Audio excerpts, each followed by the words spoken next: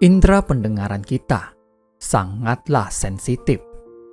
Baik atau buruk, semua terdengar oleh telinga kita.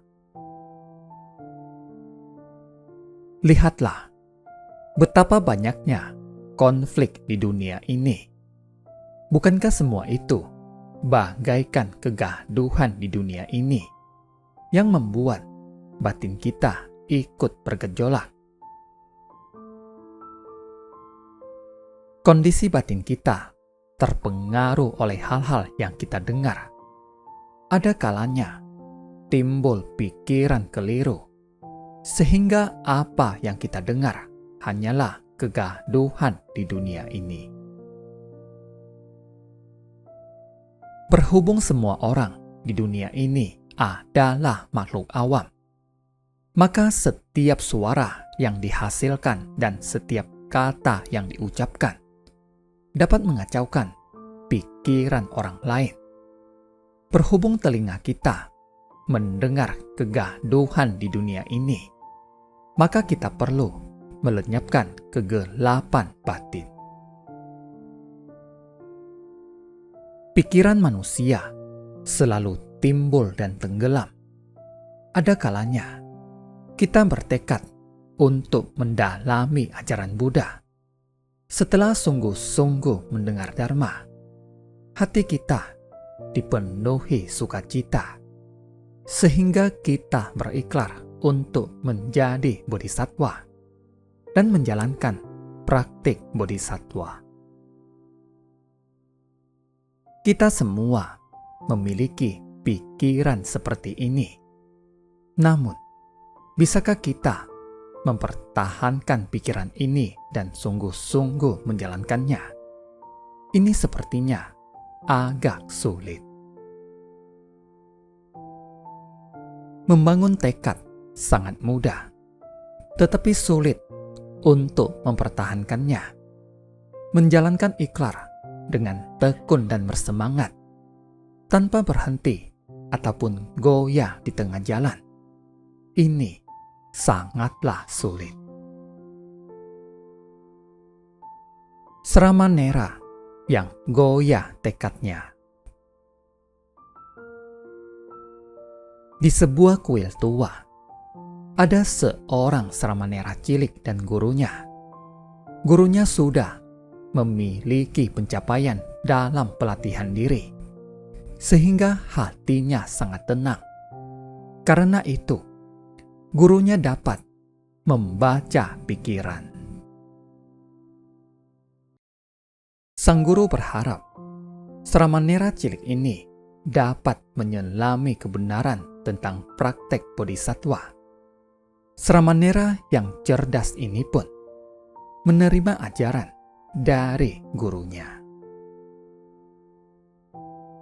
Suatu hari, gurunya ingin pergi ke kota dengan membawa barang bawaan gurunya. Sramanera cilik ini berjalan di belakang gurunya.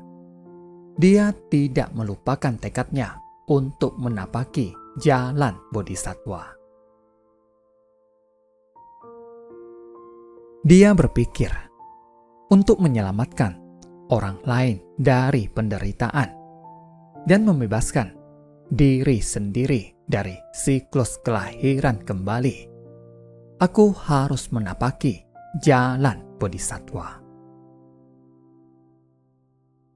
Begitu dia berpikir demikian, gurunya pun mengetahuinya. Gurunya menoleh dan berkata, "Berikanlah barang bawaanku. Aku akan membawanya sendiri." Dia pun segera menyerahkannya pada gurunya dengan dua tangan. Dengan penuh hormat, gurunya berkata padanya, "Engkau berjalanlah di depan." Saat berjalan di depan, dia berpikir, menapaki jalan bodhisattva memang sangat baik dan seharusnya dilakukan. Tetapi keinginan semua makhluk sangat banyak. Menapaki jalan bodhisattva pasti sangat sulit. Lebih baik aku melatih diri hingga mencapai tataran arhat saja. Gurunya yang berjalan di belakang lalu menyuruhnya berhenti dan berkata, "Bawalah barang bawaanku dan berjalan di belakangku." Dia pun membawa barang bawaan gurunya dan terus berjalan mengikuti gurunya. Saat berjalan, dia berpikir lagi, "Aku sudah bertekad untuk menjadi bodhisattva. Mengapa tekadku goyah? Aku harus lebih bekerja keras untuk menyelamatkan semua makhluk." Gurunya kembali berhenti dan berkata padanya, "Berikanlah barang bawaanku. Aku akan membawanya sendiri. Engkau berjalanlah di depan." Dia kembali berjalan dengan tekun dan penuh semangat. Namun, orang-orang sangatlah keras dan sulit dibimbing. Dia berpikir, bagaimana bisa aku membimbing semua makhluk? Sebaiknya aku melatih diri sendiri saja di kehidupan sekarang. Tekadnya kembali goyah. Gurunya yang mengetahui hal ini kembali berkata, "Bawalah barang bawaanku dan berjalan di belakangku." Mereka pun melanjutkan perjalanan. Sramanera cilik ini merasa heran, mengapa sikap gurunya terus berubah. Namun, dia memutuskan untuk mengikuti keinginan gurunya saja. Hingga mereka lelah, gurunya berkata, "Mari kita berhenti dan istirahat sebentar." Dia lalu bertanya, "Saat kita berjalan di pegunungan tadi, mengapa guru terkadang sepertinya sangat menghormatiku, tetapi akhirnya kembali memerintahku? Apa yang ingin guru sampaikan padaku?" Gurunya pun berkata, "Saat bertekad untuk menapaki jalan bodhisattva, engkau menciptakan pahala yang tak terhingga. Berhubung engkau adalah bodhisattva dan aku masih arhat, maka aku harus menghormatimu.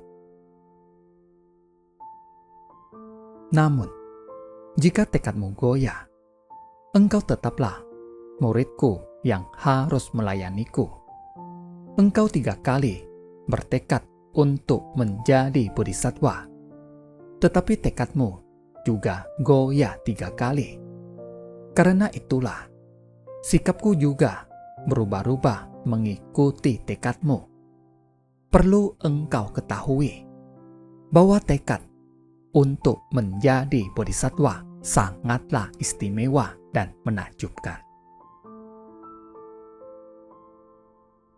Setelah bertekad, kita harus mempertahankannya. Setelah bergerak maju, janganlah kita mundur lagi. Jika tidak, kita selamanya tidak akan ada kemajuan. Saat mempelajari Dharma, kondisi batin sebagian besar orang mungkin sama dengan Sramanera cilik tersebut. Kita mudah terpengaruh oleh kegaduhan di tengah masyarakat yang didengar oleh telinga kita. Ada banyak rintangan yang membuat tekad kita goyah. Karena itulah, Buddha mengajari kita untuk mengembangkan kebijaksanaan dengan mendengar, merenungkan, dan mempraktekkan. Kita harus mendengar Dharma dan menyerap kebenaran di dalamnya dengan merenungkannya. Jika kita hanya mendengarnya tanpa menyerapnya ke dalam hati, kita akan menyimpang dari prinsip kebenaran dan kembali ke tataran makhluk awam. Jadi, meski mendengar Dharma dapat mengembangkan kebijaksanaan dan membuat kita tahu tentang kebenaran, tetapi kita tidak bisa benar-benar memahaminya jika tidak bersungguh-sungguh merenungkannya. Apakah kita memiliki pikiran seperti Sramanera cilik itu? Ini termasuk merenungkan. Saat mendengar kisah orang lain, kita juga hendaknya berintrospeksi diri. Ini disebut merenungkan. Saat menghadapi kondisi luar, kita harus menjaga pikiran kita dan interaksi kita dengan orang lain. Ini disebut mempraktekkan. Saudara sekalian, tidak ada kiat dalam mempelajari Dharma. Kita hanya perlu lebih banyak mendengar, merenungkan, dan mempraktekannya. Terima kasih. Semoga bermanfaat.